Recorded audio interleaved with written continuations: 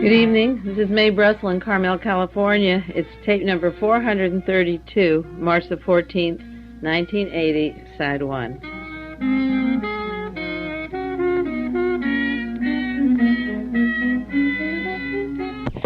For the next 2 weeks on tape, tape 432, 433, and maybe for 3 weeks in a row, I'm going to stick with ABSCAM. No matter what the news is or how it breaks, it's so important to go into these investigations that are breaking at this time. I have at least 150 articles that are important on this subject, and it's so massive and it covers so many states and personalities, starting with the President of the United States on down, that I'm going to stick with that, with the exception of a few articles that are terribly important that I'll throw in, and then I'll get back to the murder of the Jonestown witnesses, the California kidnappings, and a lot of important stories. But this is an election year, and I'm sure that candidates and congressmen, members of the House of Representatives and the Senate are terribly worried about the possible stories of organized crime and the Justice Department investigation of mobsters around the country, because even if they go for a few underlings in exchange for immunity, they may name the biggies. And I believe that just as we get large stories such as, I think Alternative 3 was an important one, the Rockefeller murder, the Paisley disappearance, Jonestown. I do series sometimes, 1, 2, or 3 tapes. We're going to get right into the ABSCAM arrest and stay with him for a few weeks, and I will get back to other material as soon as I can, but I want to cover some of these stories with you. There were just several articles, too, that I wanted to mention before I get to the narcotics investigations and the ABSCAM. One is an article from the Washington Post. Well, there are 2 this week. President sparing the Pentagon from budget scissors. We're cutting all over the country. Our programs, enrichment programs, libraries, transportation is needed. Our alternative energies, health plans, everything. Jimmy Carter was a graduate of Annapolis. Don't ever forget that. He will not cut a bit from the Army, the Navy, the Air Force. He's not getting us the energy that we need, or going into the problems of even how to get rid of pollution, other than sending it overseas to Africa and Sierra Leone and Chile. They've come up with no great solutions on how to get rid of the waste that we're creating. One article in the Washington Post this week, weapons costs up $28.8 billion in the fourth quarter. 48 major weapon programs soared $28.8 billion in the last 3 months. That's what it cost for 48 programs, if you can believe it. Army Black Hawk helicopter, $2.1 billion. Navy anti-submarine warfare helicopter system, $1.6 billion. Army's XM-1 tank, $1.6 billion. The Air Force A-10 close support fighter, $1.2 billion. This is a warfare president, and he's going to keep making those things, and we won't be able to use them, and this country is going down the drain. By the time the people catch on, they'll be such victims of mind control, they won't have the energy to fight this stupidity. Jack Anderson had an article, March the 6th, this is Thursday, March the 6th, 1980, U.S. refuses refugees, the Iranian Jews. He talks about Jimmy Carter meeting with Cyrus Vance, Secretary of State, and deciding they cannot open the door to 100 Jewish refugees. Not 100 families, 100 refugees. The article quotes, the Jews have been put on a back burner. One insider explained, human rights interest to let them in is not part of the national interest, end quotes. That's from the State Department. Jack Anderson said there are ugly overtones in the attitude of the U.S. consular officials abroad who've been petitioned by Iranian Jews for visas, and they talk about the antagonism, and one congressional observer said it's like Germany in the 1930s when immigration red tape prevented Jews from escaping Adolf Hitler's Holocaust. The excuse of Jimmy Carter is that he doesn't want to antagonize Mr. Khomeini, who's held our people hostage for 6 months. They don't want to antagonize Khomeini. I don't believe that he would kill or hurt the hostages if the Iranian Jews came to this country. They just don't want the Jews, period. The anti-Semitism isn't any different than it was in the 1930s. There's an article in the San Francisco Chronicle this week, Rosalind, Chief Aide and Advisor to Jimmy Carter, by Gail Sheehy. This was March the 11th, 1980, and they talked about how close she is with Jimmy, how she never challenges him, and they talked about the Shah or whether to admit him in the country, and Mrs. Carter agreed that that was the right decision. And now they talk about the possibility of war. Quotes, "Oh, I can imagine war," she told me. "Jimmy would not hesitate to go to war to defend the honor of the country." They went on and asked her where she was getting her information about what is necessary for the honor of the country. But these people are war people. Jimmy Carter's sister, Ruth, goes to the Middle East with this Mr. McBurney, Reverend McBurney from California, a far-right extremist who claims that the next war is bound to happen in the Middle East, that it's written in the Bible, that this is a prophecy, and Jimmy is fulfilling the prophecy by making the war in the Middle East. He's very close to his sister, and they believe that this is inevitable, and she and her husband sit back and believe that they would do defense of this country. Now, would Jimmy Carter, as I said in November when the hostages were first taken, go to war if he thought the election were close? Would he cancel the election? Would he instigate a war at this time and sacrifice the hostages after the election or just before? You bet your last bottom dollar he would. He is the first president to graduate from Annapolis. He's prepared for the war. That's what he was selected for by Mr. Brzezinski, the trilateralists, the Bilderbergers, and I don't believe he would hesitate to go to war.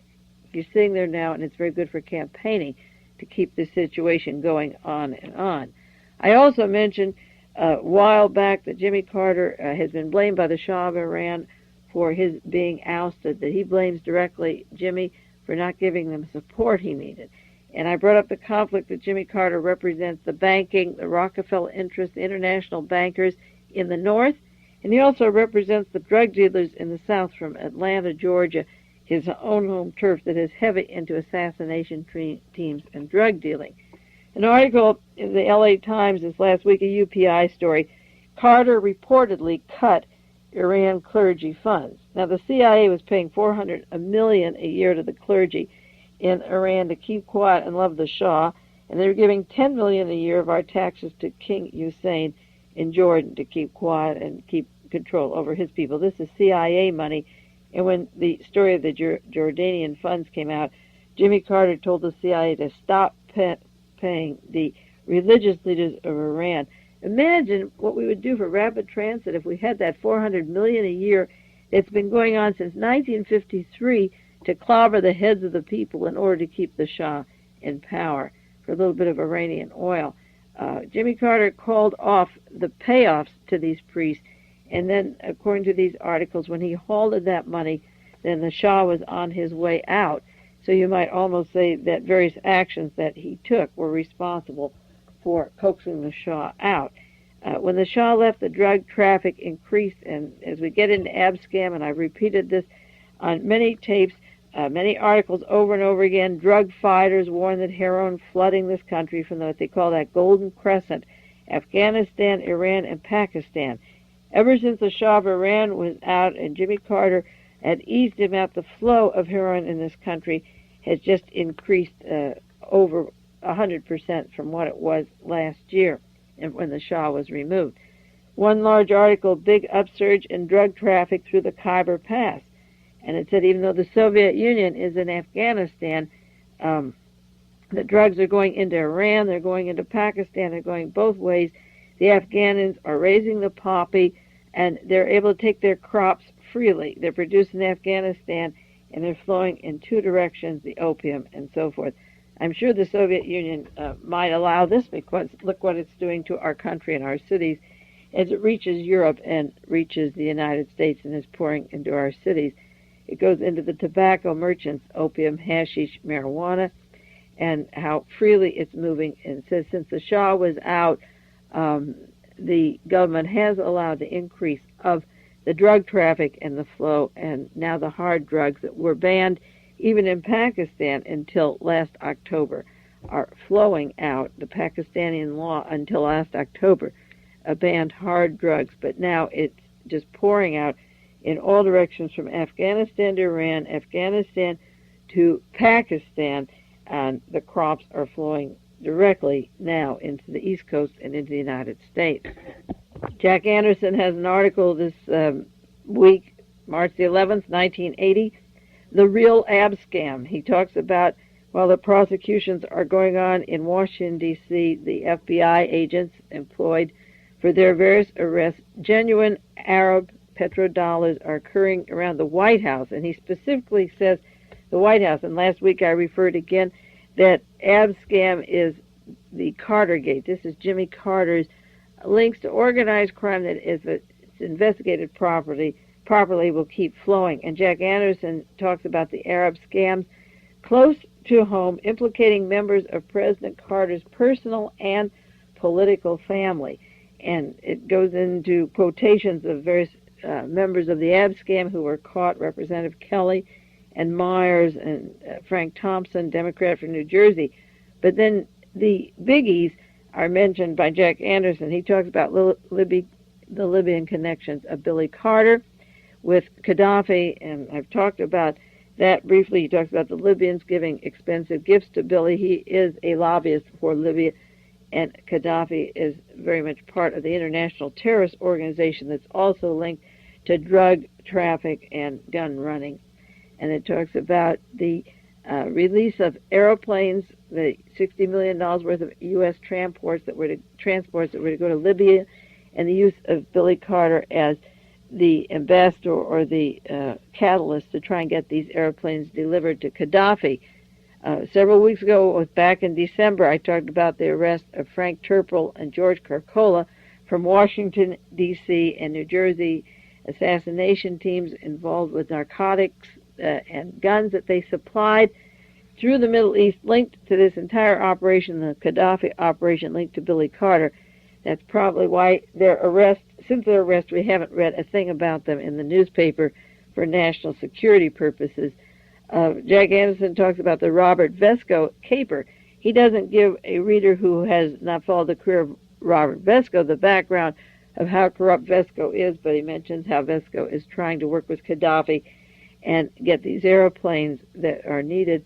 Also, Jimmy Carter's White House is being investigated for possible payoffs in order to keep Vesco from coming to the United States. Vesco is giving Jimmy Carter's group money so that he doesn't get extradited for his crimes and shenanigans. And then Jack Anderson mentions the Burt Lance case going on in Atlantic City. That was the Office of Management Budget Chief of the United States Jimmy Carter had until he was removed from office, and the links of Burt Lance to Saudi Arabian businesses and the Saudi Arabian officials bringing in money to bail him out of his bank problems down in New Jersey. Then when he had to be bailed out, that they brought in a lot of money for a multi-million-dollar favor for a man such as Burt Lance, who was close to Jimmy Carter.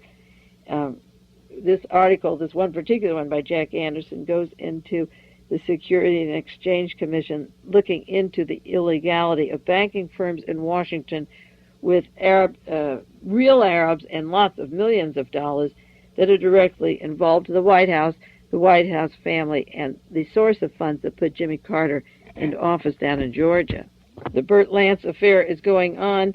His Washington, D.C. attorney was subpoenaed this week. His name is Robert Altman. Altman is an associate of the former Secretary of Defense Clark Clifford.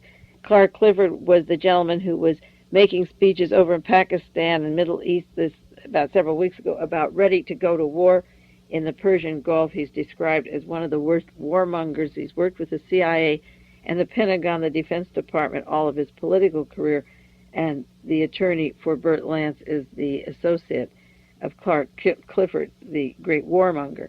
Burt Lance and his co-defendants down in Georgia, incidentally, are accused of 33 counts of misapplying bank funds, falsifying loan records, and defrauding the government to gain $20 million in bank loans.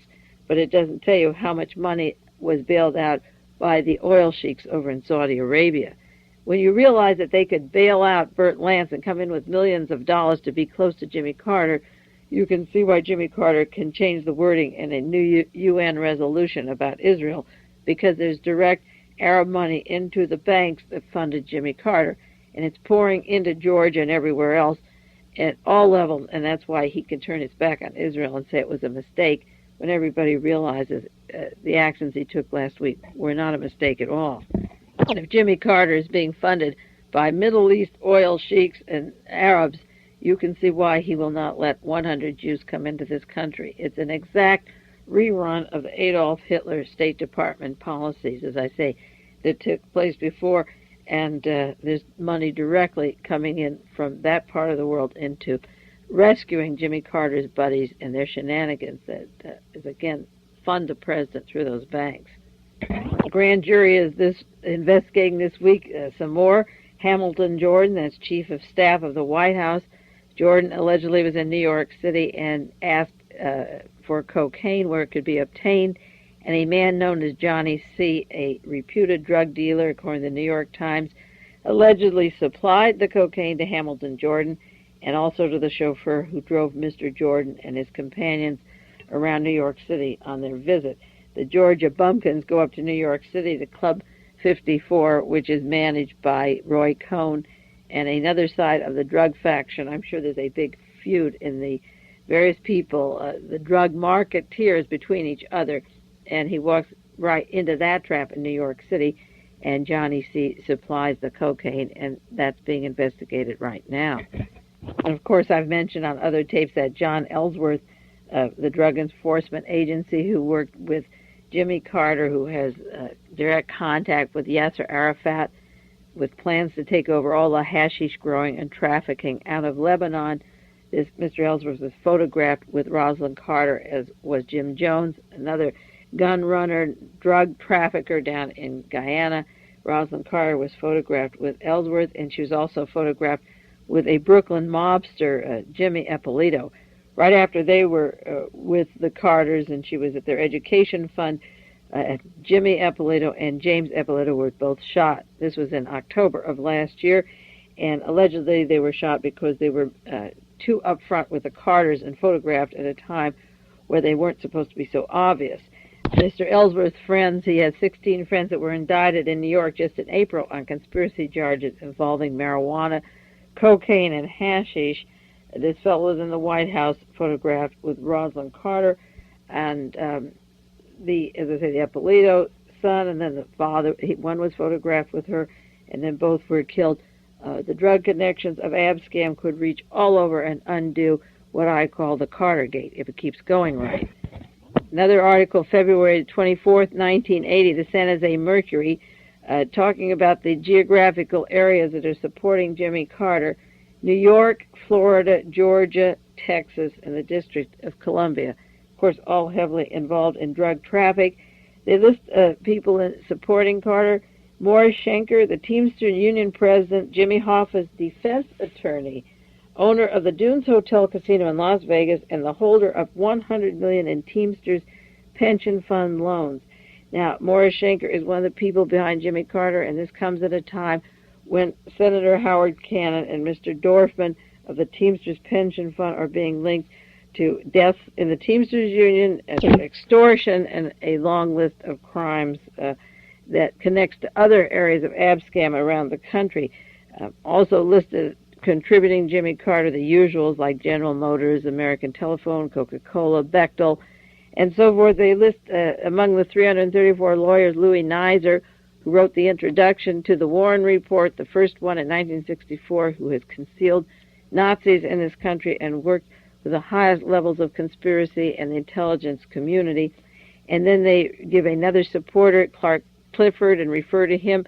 Again, that's the attorney team representing Burt Lance as the Persian Gulf saber rattler, Clark Clifford, behind Jimmy Carter, and Peter Echeverria, former Nevada gambling regulator, and Stephen Aiello, A-I-E-L-L-O, of New York, White House Ethnic Affairs aide and former chairman of the Education Committee. That's that old group with John Ellsworth and the Ippolitos. That was the Education Committee. And they said this group was a creation of late organized crime figure Joseph Colombo of New York City. Those are the people behind, just a few of them, behind Jimmy Carter that were mentioned in the San Jose Mercury last week. Jack Anderson's getting pretty good on the Carter drug connections. He's closing in like he did with Richard Nixon and Watergate, starting with the ITT memos, and he's making a lot of good articles closing in. I mentioned last week, March the 3rd, he talked about Interior Secretary Cecil Andrus and his links to the Mafia and organized crime. John Bender, the Idaho chief lawman who was appointed by Andrus, and the mob connections in the state of Idaho that the FBI warned Jimmy Carter about the appointment of Andrus and how he went through with it anyway, and thus spreading some more organized crime to Idaho. And I mentioned Emprise, the group. There are a syndicate of organized crime that were responsible for killing Don Bowles in Arizona. I'll do more tapes on Emprise. Somebody, one of the listeners wrote and asked me to do some more on Emprise. I'll do that, but I don't want to get off on that tangent now. I want to go more into the ABSCAM story. One last article by Jack Anderson this last week, Casinos for Carter. President Carter, a born-again Christian who doesn't gamble, is raking in the chips when it comes to campaign contributions from the Las Vegas gambling strip. Money from Caesar's Palace, the Desert Inn, the MGM Grand Hotel, the Jockey Club, the Circus Hotel, Lady Luck Casino, the Dunes Hotel. The president's most enthusiastic backer is Caesar's Palace. Everyone, it seems, from owner to secretary, gave $1,000 contributions to Carter's chances for a second term. Except for the Dunes, none of the casinos so far that have given to Carter have figured in the ongoing FBI investigation of the gambling operation. As Jack Anderson says, none of them so far, but wait a while if it's done right. The New Jersey and the Las Vegas connections will fit together like hand in glove. And of course, Carter has worked for this group, this great born-again Christian who prides himself in his Sunday school teaching, doesn't think a thing of extortion, murder, prostitution, blackmailing, mugging, and violence of the worst kind. He condones war and he condones organized crime because he is leaning towards the warfare state every single day. He's getting closer to World War III, and he also is overtly linked, photographs, personality and wise and so forth, to these people from organized crime that seem to be solidly behind them. That doesn't mean that other presidents aren't being supported by crime. The greatest fraud in the country is Ronald Reagan trying to look Mr. Clean, having his campaign run by Paul Lassault from Nevada.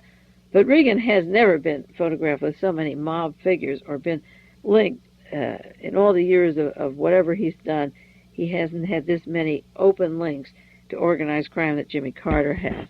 And it comes at a time where Jimmy Carter has opened up through his State Department the flow of the narcotics through Iran, Pakistan, and Afghanistan, just as we had double inflation with Jimmy Carter as president.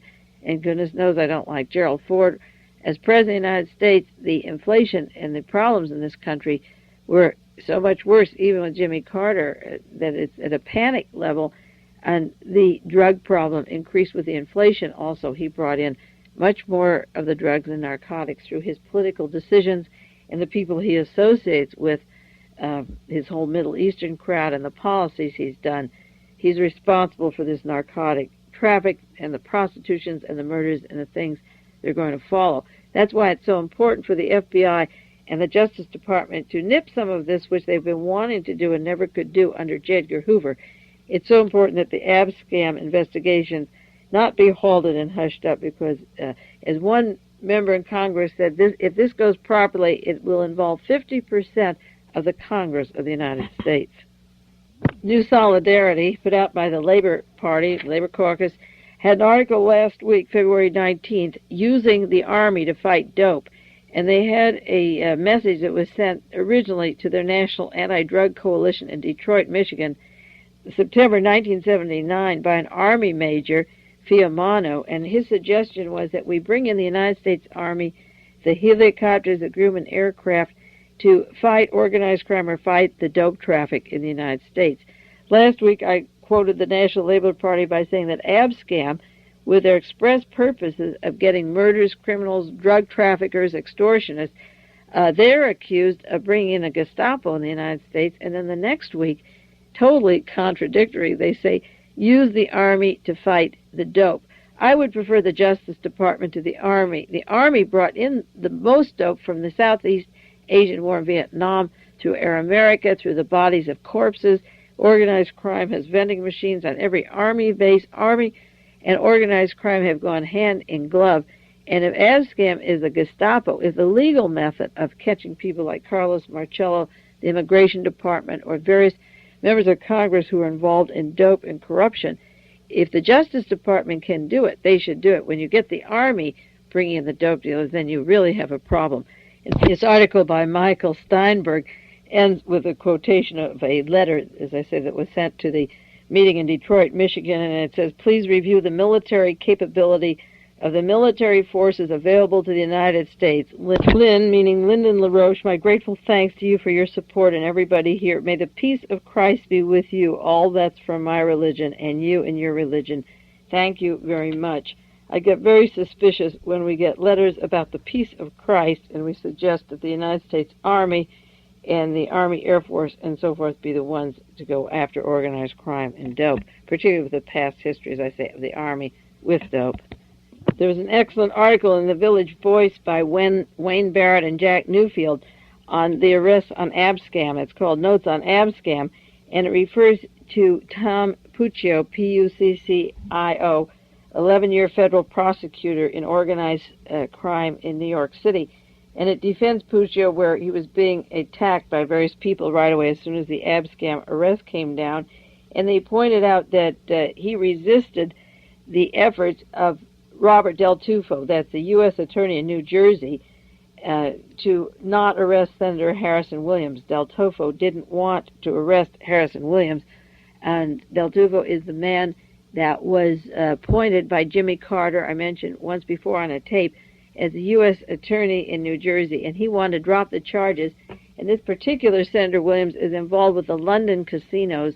We'll get to those in a little while, where the high-rolling Arabs and internationals come to their 7 clubs, and they're opening up a club through special favors that they received by Senator Williams and his wife, who's on the Senate staff that works with him. They got permission to open up a club in New Jersey. So London moves to New Jersey, and this Del Tufo wanted to drop the ABSCAM investigations, and yet Tom Puccio went into them. They also quoted in the Village Voice a Justice Department lawyer, Representative Charles Bennett, who's on the House Ethics Committee, who independently said that they were investigating Congressman Murphy and Jen Rett. I briefly mentioned those men before, and they said that they were under investigation, one, Jen Rett, for federal drug smuggling, and Congressman Murphy is a subject of an active investigation as a member, one of the 2 American citizens directors for the foundation of the Shah, the Pahlavi Foundation. He allegedly took kickbacks in 2 real estate deals involving the Pahlavi Foundation.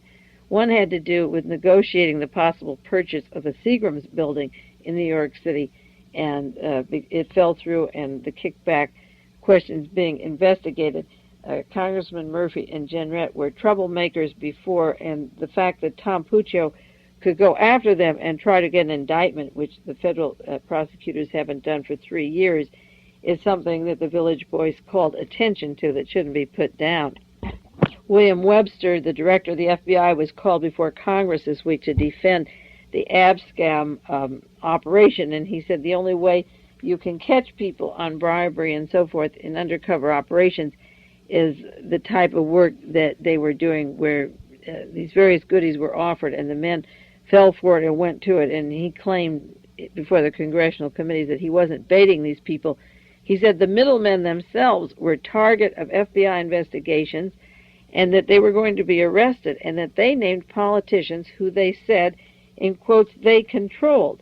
And the middlemen discovered and then introduced these particular politicians to the FBI.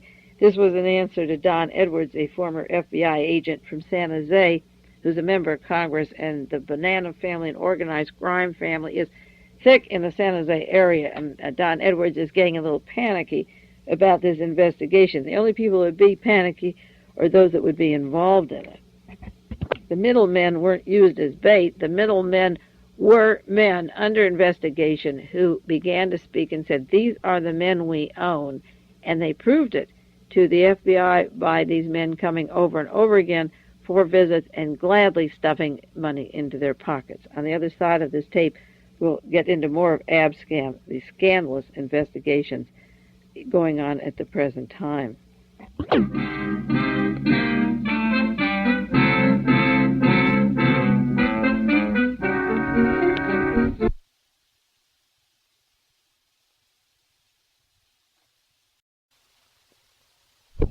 This is Mae Brussell in Carmel, California. It's tape number 432, March the 14th, 1980, and it's side 2 of the tape.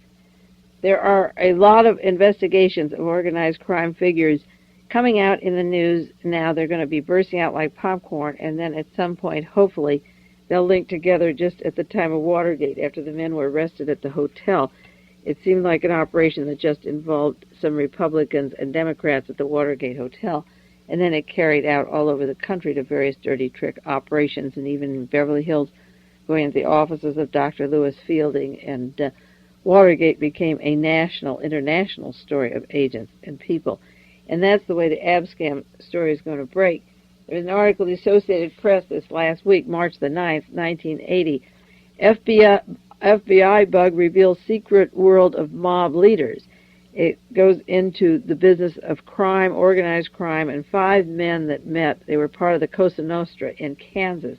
And that this Kansas City link will go to 2 Las Vegas casino executives, Joe Agosta and Carl Thomas, and how they met in Kansas City and talked about illegal casino money, Swiss bank accounts, under-the-table money, and so forth. They even referred to Jimmy Carter and his failure to control some money, and they said the economics is that all we're doing is printing money. They're printing out some money.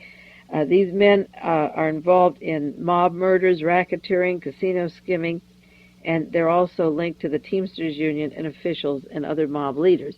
So as we get to the Teamsters and Jimmy Carter, this will close into a network of crime throughout the United States that until now has been protected. An interesting thing on their tapes is that the Sicilian Italians refer to non-Italians in the operations that they're going into now. They have a slang word, it's called peckerwoods. And according to this article, those are outside guys that they never had to deal with. And they show apprehension in the tape recording of working with those. Peckerwood is a slang term for a non-Italian person.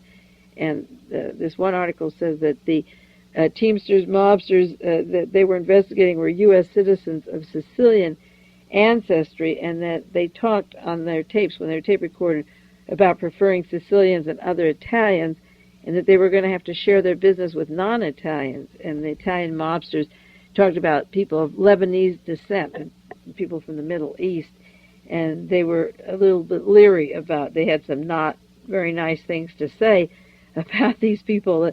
They're so honorable, such as you can't trust them, and they're not very honorable, as if the organized crime group have such a great distinction for honor. They also talked about staging a murder, getting their disguises, their wigs, the mustache, the beard, and so forth. But the conflict of the Italian, Sicilian, Cosa Nostra, Vegas, Teamster, mobster group worrying about the moving in of the Middle Easterners is picked up on the tape. And those Kansas City tapes will bring in certain people that, again, link to Georgia and the Southwest and Las Vegas, Nevada. Also, another article I got from a subscriber to the tapes, New York Post, March the 4th, 1980, how cops bugged a whole street. They not only bugged an area in Kansas City to pick up these conversations, but this is a long article in the New York Post, a secret report on Galante probe. They wanted to find out about the murder of Carmen Galante. They were focusing on that, and they had to go to Little Italy in New York City, and they had cops inside an automobile and buildings across the street. And this investigation, according to the New York Post, brought to light 8 hoodlum associates of Della Croce, who heads the Carlo Gambino crime family. I mentioned the Gambino on tapes, many times linked to the Scotto prosecution investigation in New York City. The Jimmy Carter links to the Michael Sindona trial, and various families that the Carters have been seen with The Gambino name comes out. Mr. Esposito was one of them. The crime families are coming forward, and the entire street was bugged to try to get information on a planned murder and the murdering of an extortion, taking over money from various people and how you wipe them out, and contract murders and so forth. So that Mulberry Street, the entire street was bugged to get information and pull in a group of people that, again, will link to the ABSCAM connections. They're separate articles today, but they'll fit together in time. That's why it's so important to get some of this material now so we can follow it as it unfolds. Remember, Martha Mitchell said the White House is the Mafia, and I'm sure this would be true of many of the candidates that run for office of President of the United States and have the support of these characters, but it seems that Mr. Webster is trying to close in on them now and expose and arrest, and at least they're bugging them and bringing them in. There was an article in the New York Times this week about Michael Sindona, that character from Manhattan who's involved in the collapse of the Franklin National Bank. Sindona was a protege of Pope Paul VI and the Milan Mafia, then went on to do investment banking for the Vatican with American corporations linked to organized crime in the Gambino family. States, when the Pope came to this country, John Paul II, Sindona went away. He claimed he was kidnapped. Now the New York Times says that he had an alias. He used the name of Joseph Bonamico, that he violated his bail conditions, that he flew to Vienna August the 2nd when he disappeared, that he went to Munich. He went to West Germany and Frankfurt October the 13th and then came back to New York. He went TWA and returned back flight 741. It's amazing how much information they had and how they let this person, they had his fingerprints and handwriting analysts checking him out. This Sindona is the same character that I said was put in jail the night the ABSCAM story broke, the night that 33 people were killed in New Mexico, and the informants were all killed on a particular wing. Michael Sindona was put into jail for the first time, and now they say that he did go to these cities. It's interesting that he didn't go to Milan or Sicily or seems the home base where he'd be operating from, but he's very international. He flew to Vienna, Munich, West Germany, and Frankfurt, then back to New York City for his trial. 2 people have been indicted so far in the ABSCAM. They're the first indictments. One is an investigator with Immigration and Naturalization Service, Alexander Alexandro. The other man is a businessman, Long Island businessman, who also has been indicted in this ABSCAM investigation. He's the second person that they've closed in so far, Alfred Carpenter, a businessman, charged with receiving and conspiracy to commit bribery with the Immigration Department. Mr. Alexander received $2,000 as payment on a $15,000 bribe, and he's been publicly identified with the ABSCAM operation and also with federal agents, undercover agents such as Tony DeVito and Melvin Weinberg. They haven't yet come out and said the role that he had in the bribery, Alexandro, but Mr. Weinberg links to Senator Williams and the British group that are coming in to put the casino in New Jersey. And so Alexander, 30 years old from Long Island, has put up bail. He's out, and Mr. Carpenter is also under indictment. Those are the first 2. Wayne Barrett in the Village Voice wrote an article this last week objecting to all the criticism of the FBI and Justice Department and the crime force going after these characters of organized crime. And there was a lot of vocal complaint about these leaks coming out, naming people and ruining their characters. And he called attention to the hypocritical fact that they complain about the leaks. And this is from the Village Voice. He said, had the charges against the White House Watergate cadre not been prematurely disclosed, as in the case of the ABSCAM, before their indictments, who could say what the case might have been or where it would cut off? It is as if the early Watergate disclosures had merely produced a prosecutor to hunt down the deep throat, end quotes. And so that they are putting down those people that criticize the leaks because by having the story out, the Justice Department couldn't backtrack, and there is some value in having people investigate these stories and getting out in the newspaper before the entire story can be killed. And it also helps other people bring in new information. That's what happened with Watergate. As it snowballed, more information kept coming in. Some people are going to get off from this investigation. Some important people won't get all of them, but some will be swept in, and maybe some of the corruption temporarily will be halted. At least it'll scare a few people that they just might go off to the clink. The New York Times had an article this last week, was February the 16th. U.S. dropped a fraud case because of the ABSCAM unit. They asked them to drop it. The federal government was looking into 16 months, 4 men that were accused of a $17 million banking fraud. Now, that's a lot of money, $17 million banking fraud. But they had to drop the case at the suggestion of the investigative unit of ABSCAM, because if they went into it, they would have broken the ABSCAM case open. It involved 4 men who sold $200 million worth of false forged certificates of deposit.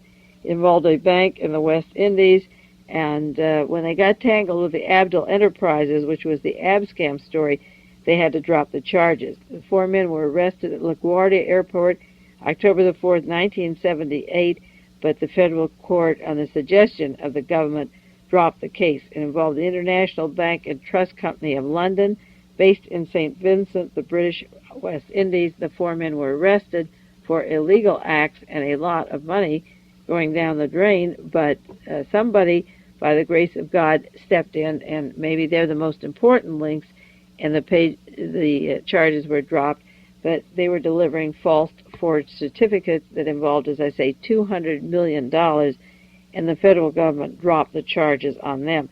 I was never excited about the Watergate investigation because it left off all the important things and just caught a few people at the time. But I'm very happy that any investigations go on at all, and there always is the chance that more will follow. If you open the door, you can do more investigating than if you close it entirely and let these things continue. We're talking about murders, extortion, blackmail, security exchange, fraudulent stocks, all kinds of fraudulent manipulations that run into billions and billions of dollars of traffic, prostitution, gambling, narcotics, and counterfeiting, forging, you name it.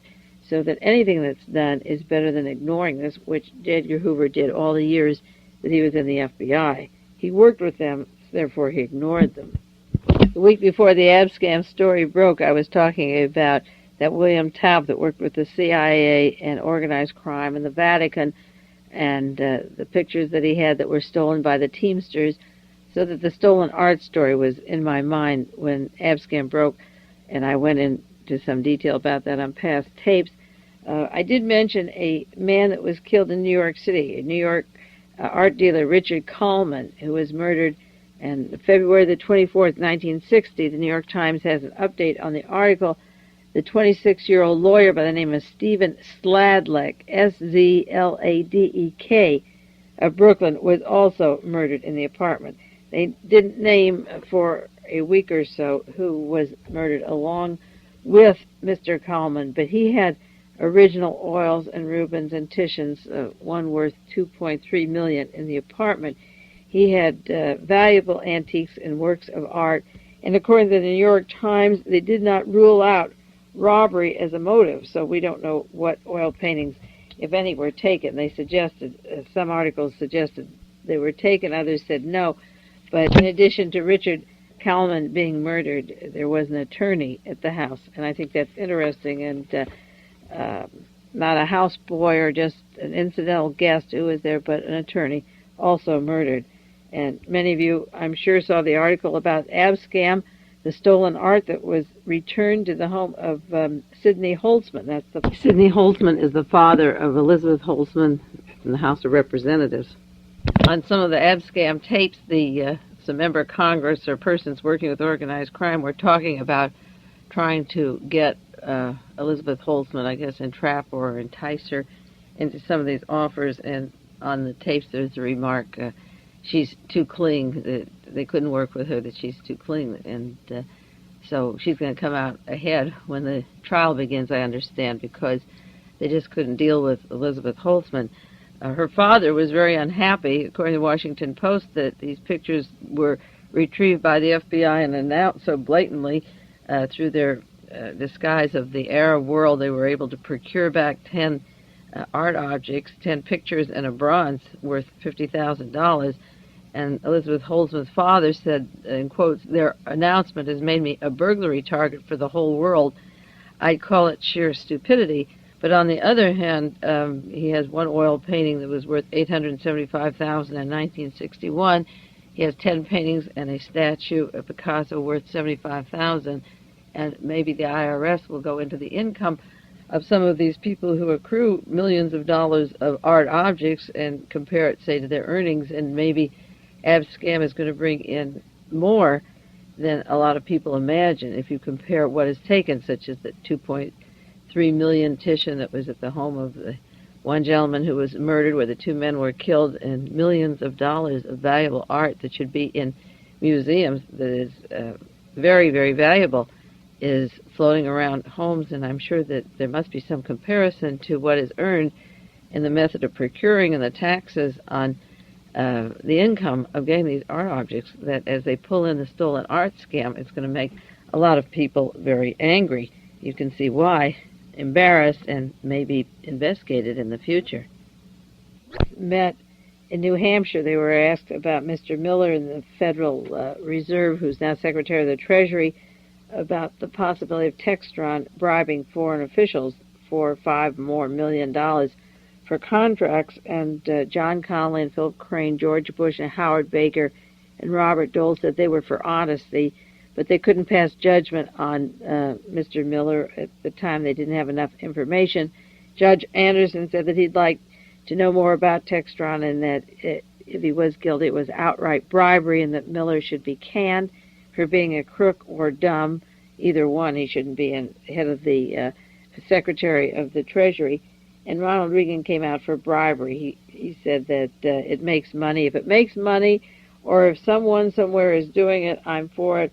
As the San Jose Mercury said, Ronald Reagan came out for bribery the other night. None of his opponents argued with him, but he was very clear that he didn't see what was wrong with it.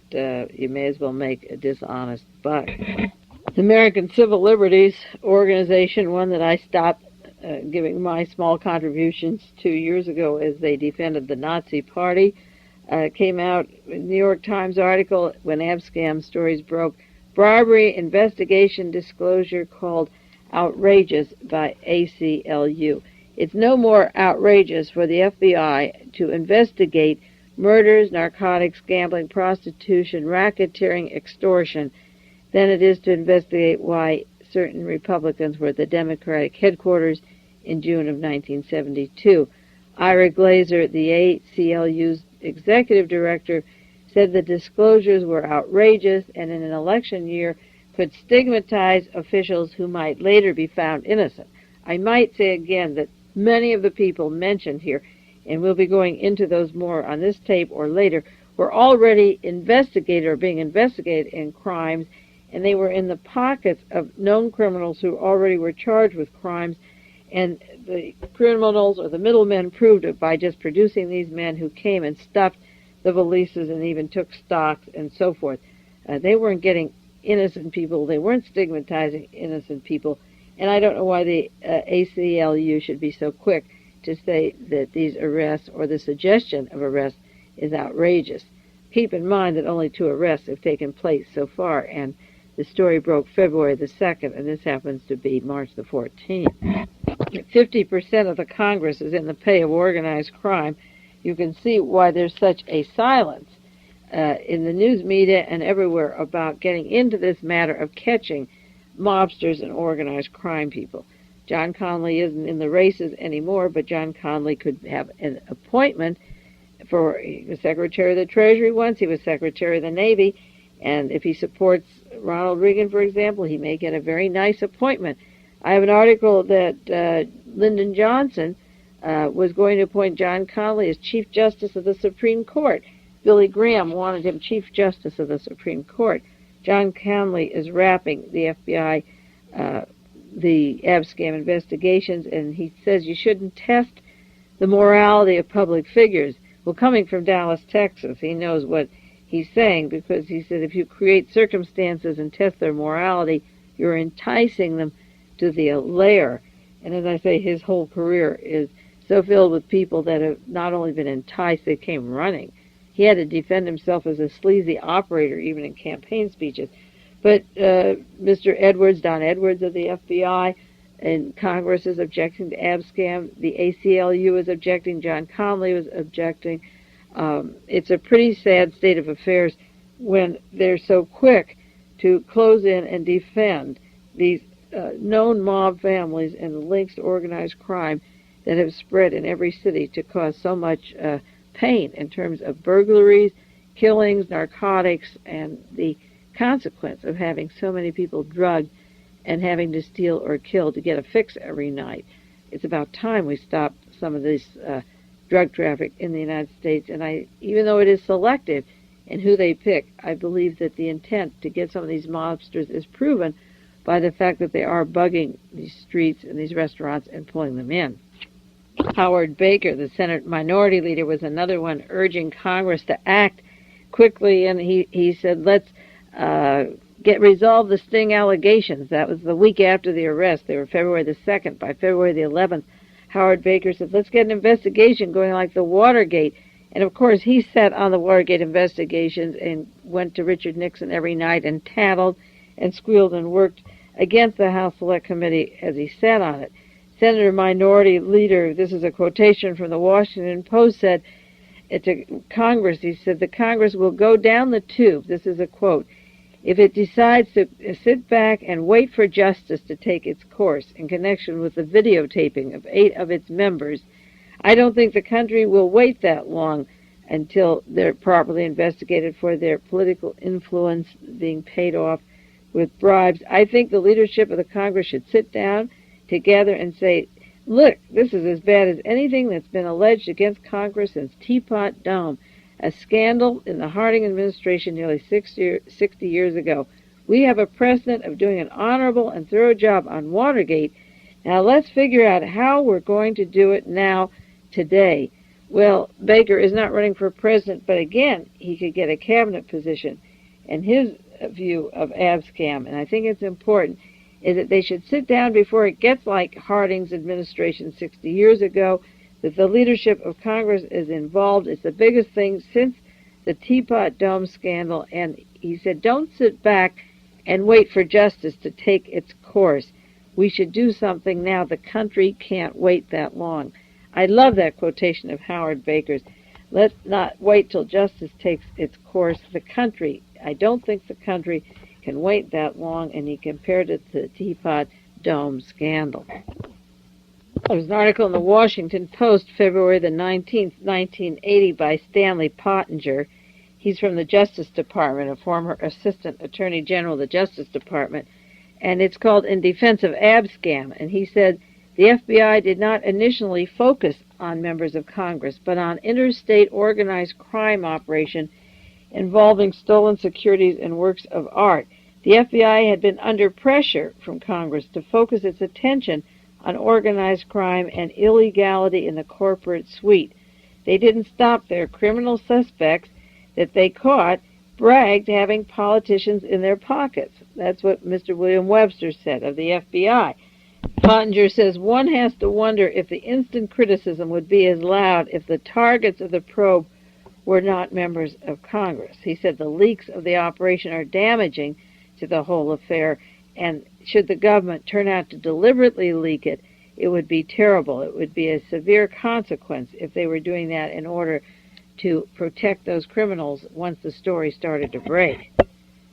Pottinger wrote, he said, on the whole, ABSCAM, as well as Brylab and MyPorn and the 60 future investigations, the FBI's large pornography sting indicates that the Bureau is practicing what everyone has been preaching to do for years. Stop spying on domestic political groups, stop making easy cases that produce good statistics, and start cracking down on serious white-collar crime. Had the Bureau not followed up on the leads to public officials, one can imagine the criticism that would have been erupted or conjured up that the FBI refused to pursue clear evidence of official corruption, that fear of investigating Democratic congressmen in election year raises questions of administration cover-up, and so forth. They would ask, why did the FBI fail to follow clear links between organized crime and political office holders? In defense of ABSCAM, Stanley Pottinger said this is long overdue. This is what they were supposed to do.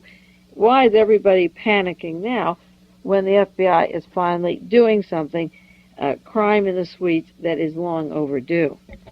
It's true that they may be getting a lot of Democrats in an election year, but that Pendergrass machine in Kansas and in the Midwest with Truman and the machines in Philadelphia, New Jersey, and Vegas are corrupt. The Democratic Party bosses are corrupt, and they are linked to organized crime and extortion and blackmail and some of the sleaziest operations. And if these acts are done by Democrats, get them out. You can go towards Republicans, too.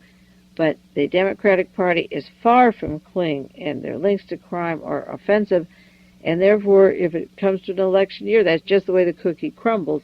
These stories had to come out, and I really don't believe they're just time to get Democrats. As I say, I don't believe that Watergate, a lot of that flaked off after the arrest of the hotel was specifically to get Republicans. And I think that the way it came down at that time is important. It didn't really affect the tone of Congress, and I don't think this should too.